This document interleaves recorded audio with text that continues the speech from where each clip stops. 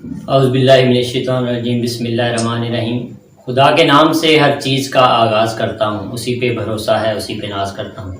میں ہوں آپ کا میزبان محمد سلیمان اور آپ دیکھ رہے ہیں رمضان الکریم بزم کہکشاں کے ساتھ۔ رمضان کریم کی آج کی نشست میں ہمارے مہمان جناب حضرت علامہ مولانا عاصم بشیر مہروی صاحب اب تشریف فرمائیں۔ فتح مکہ کے موضوع پہ آپ سے گفتگو ہوگی۔ سب سے پہلے رحمٰ صاحب آپ کو رمضان کریم کی ٹرانسمیشن میں خوش آمدید۔ فتح مکہ جو کہ ایک عظیم فتح کے نام سے بھی جس کو جانا جاتا ہے، اس فتح مکہ کے جو ابتدائی اسباب ہیں جن کی وجہ سے یہ فتح مکہ کا واقعہ پیش آیا، اس پہ ذرا روشنی ڈالیے گا۔ بسم اللہ الرحمن الرحیم۔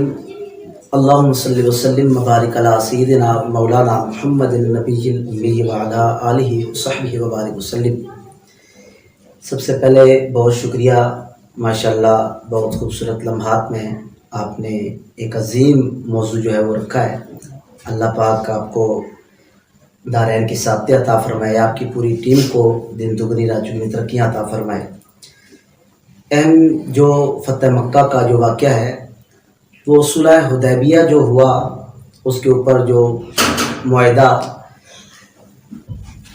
قریش مکہ کے ساتھ پیارے آقا کریم علیہ السلام کا ساتھ جو معاہدہ کیا گیا، اس کی عہد شکنی ہے۔ جو انہوں نے اس عہد کو توڑا اور اس ضمن میں پیارے آقا علیہ السلام جو جب ابتدائی اسلام تھا تو میرے آقا علیہ السلام نے اللہ کا پیغام لوگوں تک پہنچایا اور لوگوں نے اس پیغام کو سننے سے انکار کیا۔ نہ صرف اس پیغام کو سننے سے انکار کیا بلکہ آپ کو اپنے شہر سے، اپنے وطن سے باہر نکال دیا۔ آپ مکہ چھوڑ کے مدینہ جانا بہت ہی مشکل تھا، اور پھر آپ نے دعا فرمائی کہ اللہ رب ذوالجلال مجھے مدینہ کا جو میرا مسکن ہے نا، پہلے فرمایا میرا مسکن ایسا بنانا جو تجھے بھی پسند ہے۔ فرمایا اللہم حبب الینا المدینہ کحبنا مکہ واشدہ۔ فرمایا اے اللہ ہم مکہ کو بڑا پسند کرتے تھے، لیکن اے اللہ انہوں نے ظالموں نے ہمارے ساتھ یہ سلوک کیا ہے، اب آپ نے ہمیں ہجرت کا حکم ارشاد فرما دیا ہے، تو اے رب کریم ہمیں اب ہجرت پہ جب مدینہ ایسا مقام ہمیں مسکن عطا فرمایا تو الہی ہمیں اس جگہ سے بھی اس سے زیادہ محبت عطا فرمانا۔ اور اب دیکھیں آج بھی اس دور میں جب لوگ مدینہ منورہ جاتے ہیں تو اس کی محبت کے کیا کہنے، اس کی کیفیت اور اس کے رنگ کچھ اور ہوتے ہیں۔ میں تو ہمیشہ کہا کرتا ہوں کہ بندہ حج اور عمرہ جو ہے وہ جا کے مکہ میں کرتا ہے، لیکن اس کی قبولیت کی سند مدینے میں جا کے ملتی ہے، چونکہ میرے آقا ہجرت کر کے بھی اس شہر میں تشریف لے کے گئے اور میرے آقا نے قیامت تک وہاں آرام فرمائے، اور قیامت والے دن میرے آقا اپنے اصحاب کے ساتھ دائیں بائیں حضرت ابو بکر صدیق اور حضرت مولا عمر ہوں گے، تو میرے آقا وہاں سے تشریف فرما ہوں گے مشرق کے میدان کے۔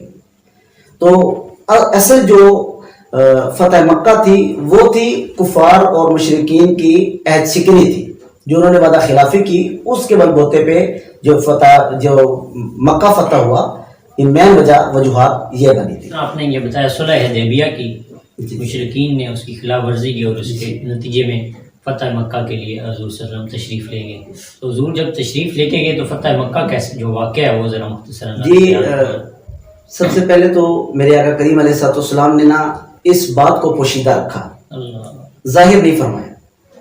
آپ نے پوشیدہ اپنی تیاری مکمل کی تو ہزاروں کی 10,000 کی تعداد میں اصحاب آپ کے ساتھ تھے۔ جب آپ نے مکہ چھوڑا تھا تو کیا حالت تھی، اب جب دوبارہ فتح مکہ کے موقع پہ آپ آئے تو 10,000 کا لشکر آقا کریم کے ساتھ تھا، لیکن آقا کریم نے بڑی خاموشی سے یہ لشکر تیار کیا، انہیں تبلیغ کی۔ اس کے پیچھے بہت سارے واقعات ہیں۔ ابو سفیان آئے اور انہوں نے مدینہ، ہاں جی بالکل، ان کا وہ جو سارا معاملہ ہے۔ پھر حاطب بن ابی بلتا، انہوں نے ایک عورت جو وہاں آئی تھی کسی غرض سے مدینہ منورہ میں، اسے خط دے کے بھیجا، اسے خط دیا، اس میں انہوں نے آگاہ کیا۔ میرے آقا کی قریب نوازیاں دیکھیں، جنگ کی تیاری ہے، ادھر فتح مکہ کرنے کے لیے جانا ہے، اور میرے آقا کریم کتنے ہیں۔ یہاں میرے آقا کریم علیہ السلام کو پتہ چلا کہ وہ خط لے کے عورت جہاں سے گئی ہے، اور اس نے اپنے باڑوں کے جوڑے کے اندر اس کو چھپا کے رکھا ہوا تھا۔ میرے آقا اپنے 3 اصحاب کرام کو، جن میں حضرت مولا علی کرم اللہ وجہ کریم بھی موجود تھے، آپ نے ان کے ہاتھ میں وہ بھیجا کہ جاؤ فلاں جگہ پہ وہ عورت تمہیں ملے گی، اس سے وہ خط لے کے آنا ہے۔ جب آپ گئے، حضرت مولا علی بھی آپ کے ساتھ، مقداد بن اسود بھی تھے، ایک اور صحابی بھی تھے، تو جب وہاں آپ پہنچے تو وہ عورت ملی تو آپ نے انہیں اس عورت سے مخاطب ہو کے کہا کہ تمہارے پاس جو خط ہے وہ ہمیں دے دو. اس نے شور مچانا شروع کر دیا. اس نے کہا آپ مجھے اکیلا دیکھ کے مجھے لوٹنے آئے ہیں. یہ طرح طرح کے الزامات لگانا شروع کیے. لیکن مولا علی عقیدہ بھی حضور کی بارگاہ میں اور جو علم کا دروازہ ہو پھر ان کے علم کے کیا کہنے اور پھر عقیدہ اور ایمان کتنا کامل اور پختہ ہے کہ یہاں حضور کی بات پہ سماعت فرما کے گئے ہوئے تھے. آپ نے فرمایا تو یہ شور شرابہ کر کے کیا سمجھتے ہیں ہم اپنے مشن سے ہٹ جائیں گے؟ نہیں، ایسا ممکن ہی نہیں ہے. کیونکہ جو تمہارے منہ سے جو نکلی وہ بات ہو کے رہی. سحر کو کہہ دیے شب تو رات ہو کے رہی. فرمایا یہ کائنات کے سارے نظام جھوٹے ہو سکتے ہیں لیکن میرے آقا کی زبان مبارک سے نکلے الفاظ کبھی جھوٹے نہیں ہو سکتے. یہ کبھی تبدیل نہیں ہو سکتے. اور ہے تو یوں ہی ہوگا. اگر میرے آقا نے فرمایا تو تمہارے پاس خط موجود. اور پھر حضرت مولا علی نے تلوار نکالی. آپ نے کہا کیا تو سمجھتی ہے کہ میں تجھے معاف کر دوں گا؟ نکال دے خط وغیرہ تیرے ٹکڑے ٹکڑے کر دیے جائیں. آپ نے جب اس کو تلوار نکال کے دکھائی تو اس نے فوراً اپنے بالوں کے جوڑے میں سے وہ خط نکالا. آپ نے سرکار کے بارگاہ میں پیش کیا. سرکار نے صحابی کو بلایا. حاتم بن ابی بلتہ تھا. آپ نے فرمایا آپ نے ایسے کیا ہے. انہوں نے اپنی غلطی تسلیم کر دی. میرے آقا جو غیروں سے بھی پیار کرتے ہیں, جو غیروں پہ بھی مہربانیاں فرماتے ہیں اور شفقتوں کے کیا کہنے میرے آقا کے. آقا کریم علیہ السلام نے فرمایا آپ نے ایسا کیا ہے. صحابہ نے غلطی مان لی. صحابی نے جب غلطی مانی تو میرے آقا کریم علیہ السلام کے جو صحابی حضرت مولا عمر وہ بڑے جذباتی تھے. اکثر آپ موضوعات دیکھیے گا جب بھی ایسا کوئی موقع ہے تو سب سے پہلے تلوار جذبے میں آ کے حضرت مولا عمر ہی نکالتے ہیں. آپ نے فرمایا یا نبی اللہ آپ مجھے حکم دیں میں ان کی گردن اتار دوں. آپ نے فرمایا نہیں, یہ میرے وہ صحابی ہیں جنہوں نے بدر کی لڑائی لڑی ہے اور ان کے لیے رب نے فرمایا وہ جو چاہے مرضی کرتے رہے ان کی خطائیاں معاف کرتے چلے جائیں گے, ان کی غلطیاں معاف ہوتی چلی جائیں گی. اور پھر میرے آقا علیہ السلام نے ان کی غلطی معاف فرمائی.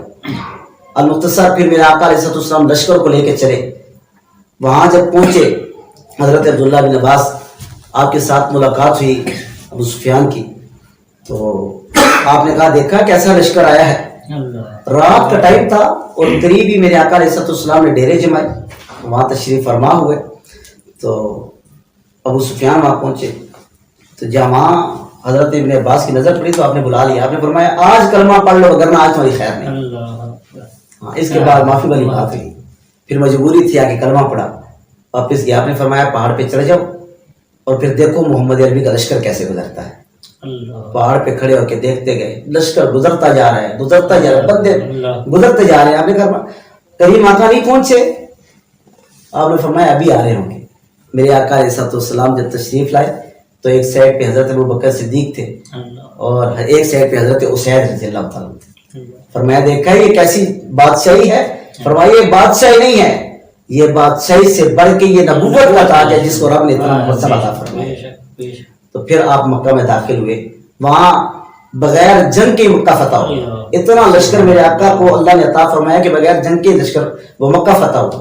اور پھر کیا فتح ہوا کہ میرے آقا جب وہاں تشریف لے گئے میرے آقا نے ایک ہاتھ پہ چھڑی رکھی اور چھڑی سے میرے آقا کریم علیہ السلام بتوں کو توڑتے چلے جا رہے ہیں. پہلے اپنی قصوہ اونٹنی پہ تشریف فرمائے ہیں اور اس کعبۃ اللہ کا طواف فرما رہے ہیں اور ساتھ ساتھ بتوں کو چھڑی سے توڑتے جا رہے ہیں. اور اس میں بھی ایک حکمت تھی کہ آقا کریم نے ہاتھ سے نہیں توڑے, چھڑی سے توڑے. اس کی وجہ کیا تھی؟ فرمایا کیوں. ایک دفعہ حضرت سیدہ فاطمہ موضوع لمبا ہو جائے گا.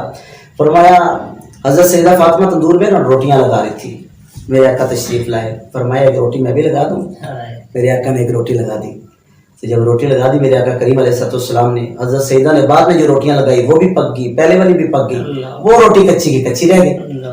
آپ نے فرمایا یا رسول اللہ یہ روٹی وہاں کی وہیں ہے جو آپ نے لگائی تھی. آپ نے فرمایا یہ میرے ہاتھ جس چیز کے ساتھ لگ جائے اسے تو جہنم کی آگ نہیں جلا سکتی, یہ تو دنیا کی آگ ہے.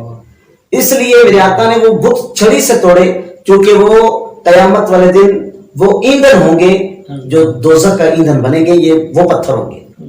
میرے آقا علیہ السلام نے ان پتھروں کو چھڑی سے توڑا, ہاتھ نہیں مس فرمایا. اور پھر ایک اور مزے کی بات, میرے آقا علیہ السلام نے جو بلند تر نصب کیے گئے بت تھے نا ان کے لیے حضرت مولا علی کو اپنے کندھوں پہ چڑھایا, کندھوں پہ کھڑا کیا. میرے آقا نے فرمایا علی آپ ان بتوں توڑ دیجیے. حضرت مولا علی کرم اللہ وجہ الکریم میرے آقا کے شان نبوت پہ کھڑے ہوئے آپ نے بتوں کو توڑنا شروع کیا.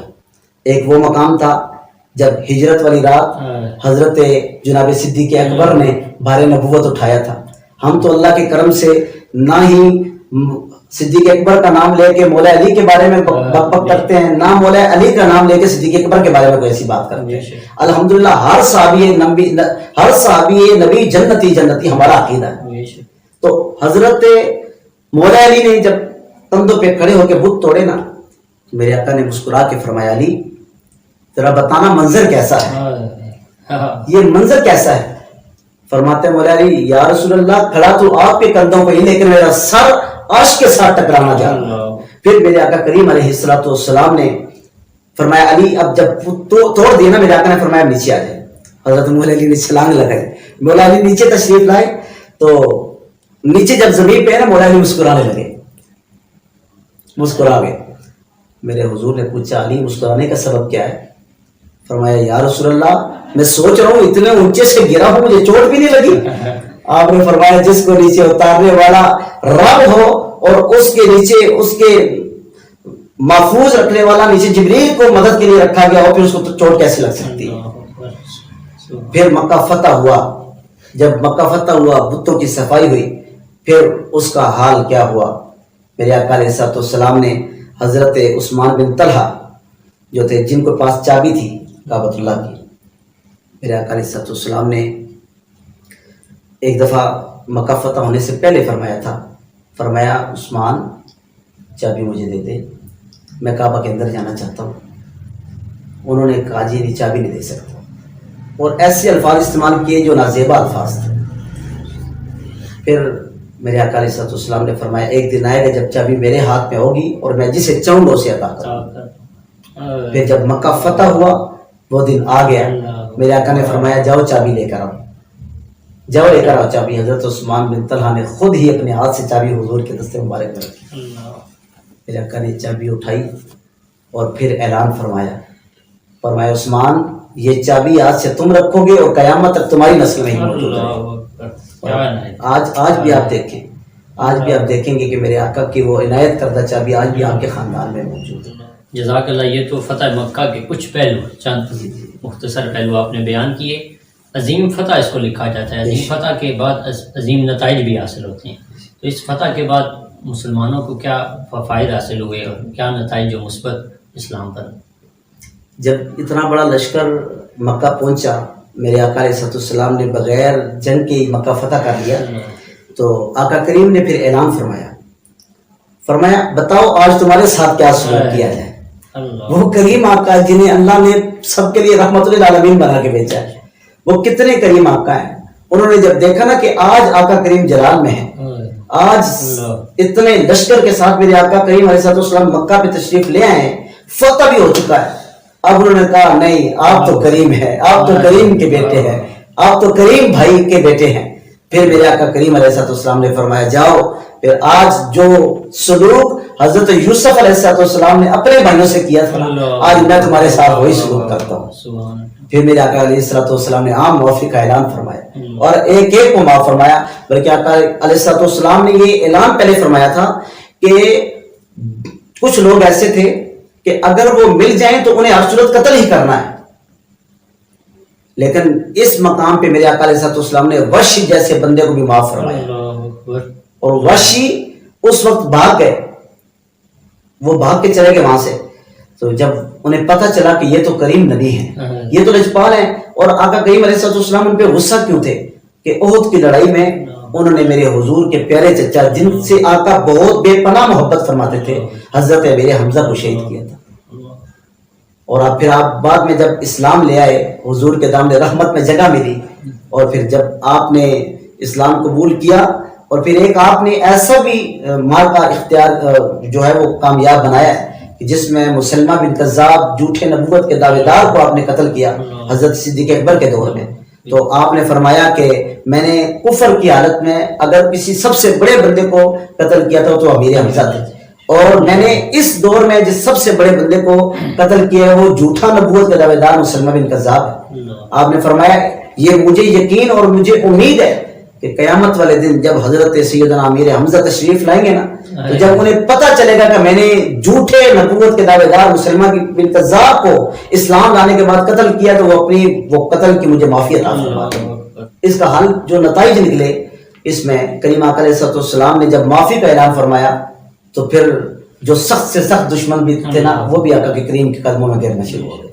انہوں نے کہا حضور آپ کے سوا تو کوئی نہیں ہے، جدھر جدھر سے گزرے کرم ہی کرتے گئے، جدھر جدھر سے گزرے کرم ہی کرتے گئے، کسی نے مانگا نہ مانگا وہ جھولی بھرتے گئے۔ رمضان کریم کی آج کی نشست میں ہمارے مہمان ہیں متعلم جامعہ محمدیہ نظریہ اخلاق کے جناب شکیل اطاری صاحب آپ سے گزارش کریں گے کہ نعت شریف پیش کریں۔ حضور ایسا کوئی انتظام ہو جائے، حضور ایسا کوئی انتظام ہو جائے، سلام کے لیے حاضر غلام ہو جائے، میں صرف دیکھ لوں ایک بار صبح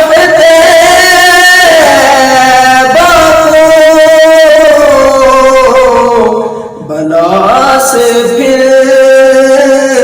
میری دنیا میں شام ہو جائے، تجلیات سے بھر لوں میں اپنا کاسہ جان، کبھی جو ان کی گلی میں قیام ہو جائے۔ رمضان کریم بزم کہکشاں کی آج کی نشست فتح مکہ کے موضوع پہ، اس میں ہمارے مہمان تھے جناب حضرت علامہ مولانا عاصم بشیر مہروی صاحب اور جناب شکیل اطاری صاحب۔ میں آپ کا بہت شکر گزار ہوں، اپنے خیالات کا اظہار ضرور کیجیے گا۔ آپ کا میزبان محمد سلیمان۔